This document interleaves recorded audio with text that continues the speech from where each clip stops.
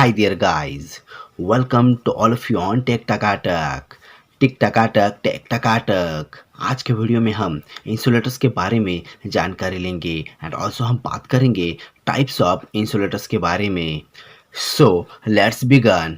सो that सबसे पहले यहाँ पर हम इंसुलेटर के बारे में जानते हैं। So what is insulator? So actually insulator एक ऐसा डिवाइस या फिर सब्सटेंस होता है जो कि अपने अंदर से करंट को फ्लो नहीं होने देता, जो कि अपने अंदर से करंट को जाने नहीं देता है। एंड एक्चुअली इसका जो रेजिस्टेंस होता है यानी कि इसका जो प्रतिरोध होता है वो बहुत ही ज़्यादा होता है। एंड एक्चुअली इसमें जो फ्री इलेक्ट्रॉन्स होते हैं वो बिल्कुल जीरो होते हैं, इसलिए इसमें से इलेक्ट्रिक करंट फ्लो नहीं हो सकता। यानी कि इंसुलेटर विद्युत धारा के प्रवाह को रोक देता है। वही अगर हम बात करेंगे कंडक्टर के बारे में तो एक्चुअली कंडक्टर यानी कि एक ऐसा डिवाइस या फिर सब्सटेंस होता है जिसमें से विद्युत प्रवाह आसानी से फ्लो कर सकता है, जिसमें से इलेक्ट्रिसिटी आसानी से फ्लो होती है। दैट इज इंसुलेटर कंडक्टर के जस्ट उल्टा होता है।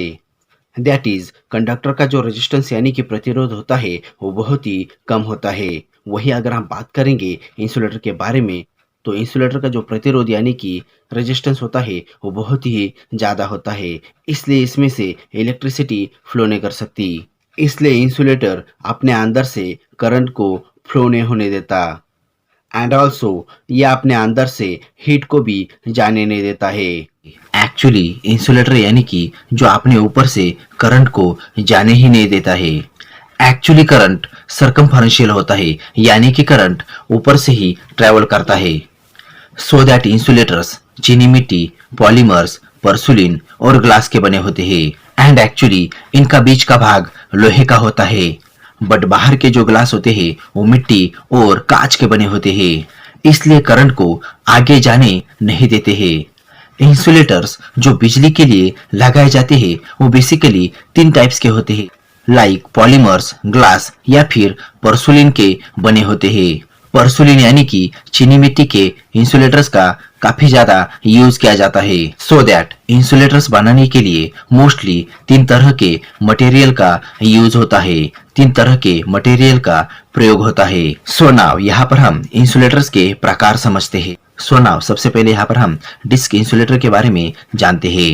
एक्चुअली ये जो इंसुलेटर्स दिखाई देते हैं इन्हें डिस्क इंसुलेटर कहा जाता है एंड एक्चुअली डिस्क इंसुलेटर्स कटोरी समान होते हैं एंड एक्चुअली ये 1, 2, 3, 4 या फिर कई टाइप्स के इंसुलेटर्स को मिलाकर बनाया जाता है एंड एक्चुअली इसमें एक डिस्क 11 केवी के करंट के लिए बना होता है, यानी कि एक डिस्क में से हम 11 केवी के करंट को लेके जा सकते हैं एंड एक्चुअली काफी डिस्क को जोड़ देंगे तो आप हाई टेंशन करंट को ले जा सकते हैं।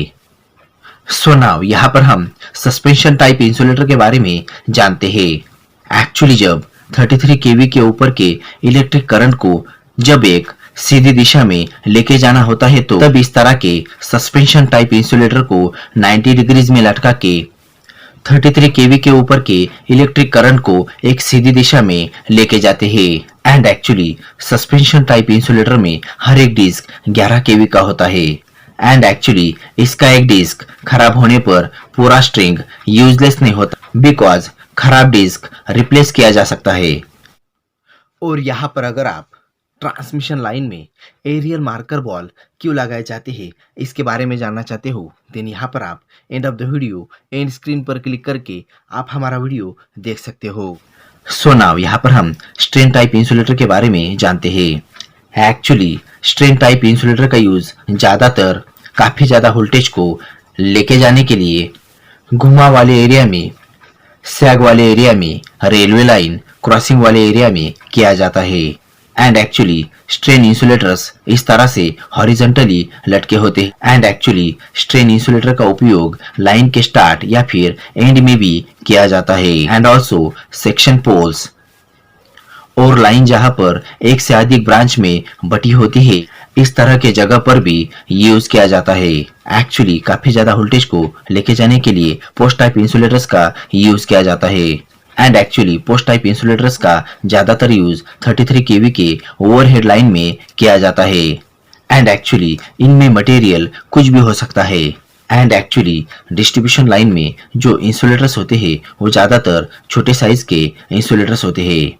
सो ये जो इंसुलेटर दिखाई देता है इसे पिन टाइप का इंसुलेटर कहा जाता है। सो दैट इस तरह के इंसुलेटर्स को आपने आपके गांव के पोल्स पे भी देखा होगा। एक्चुअली जो इस तरह के इंसुलेटर्स होते हैं इनके ऊपर बीच में गाढ़ बना होता है जिसमें से तार को लेके जाते हैं और तार को थ्रेड द्वारा बांध दिया जाता है ताकि तार अपनी जगह पे टिके रहे। तो इस तरह के इंसुलेटर को पिन इंसुलेटर कहा जाता है। बट इस तरह के जो इंसुलेटर्स होते हैं इसमें से घुमाव के जगह पर तार फिसल कर नीचे गिर सकता है, इसलिए यहाँ पर हम लोग शैकल इंसुलेटर्स का यूज करते हैं।